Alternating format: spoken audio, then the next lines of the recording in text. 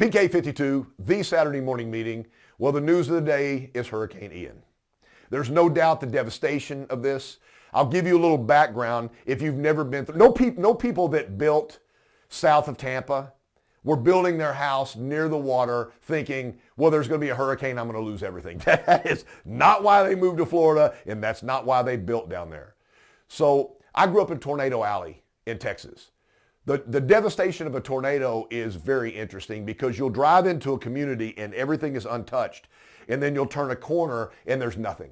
There's foundations, the houses are gone, the cars are up in trees. It's crazy the power of wind.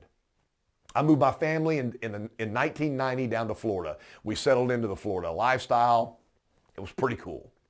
Never thought about moving to Florida because there's going to be a hurricane. You don't move to Florida because there's going to be a hurricane. And then Andrew hit. Hurricane Andrew was devastating, and it was a giant wind event. Down in the southern part of Florida, there were homes and dealerships that were gone.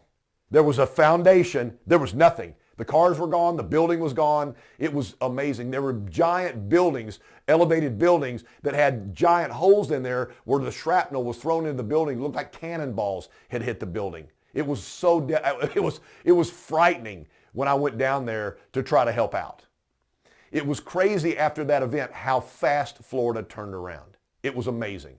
The funny thing about what happened here is if you look at then versus now, if Tampa Bay area, if you went south to Naples and you went down on that Gulf Coast, that was still Everglades. But the explosive growth of Florida right now, people have pushed dirt and put a house right there on the water. And it's crazy how many people have moved down in that area, and that's the impact zone of this hurricane. It was a giant wind event, Cat 4, but the water surge event was crazy. So everything's gone.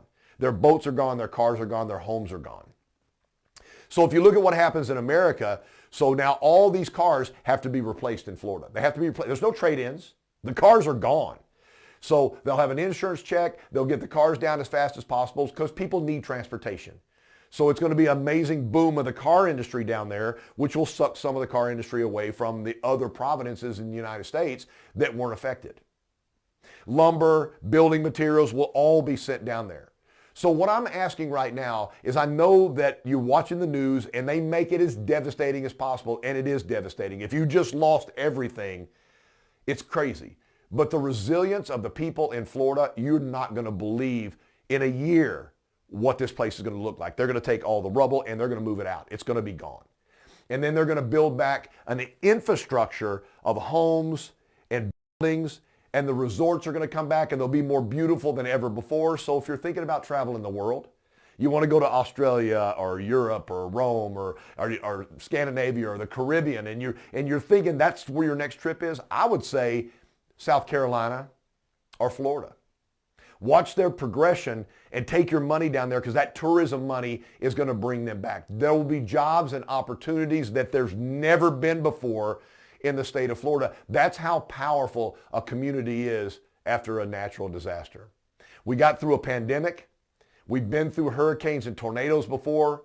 Support these people. If you have the ability to go and work, if you have time to go and work, plug into a work community before you go because there needs to be structure. Just a bunch of people showing up doesn't help. But if you can go, go. If you have some money, and you can send a little bit of your income to Florida and South Carolina right now, it's needed. Find a group like Red Cross Samaritan's Purse. I mean, do your research. Make sure the money that you're sending is going to something that you really believe in. It's crazy political campaigns are won on $5 donations. So a bunch of $5 donations wins a campaign. A bunch of $5 and $10 donations change the income of an area. So if you can, but if you're traveling, if you're taking a family vacation, you will not believe how great the area of Florida will be built after this has happened. Think about what you can do to help. Keep these people in your prayers and your thoughts because they've lost everything, but watch what happens when a community comes together. PK52, the Saturday morning meeting.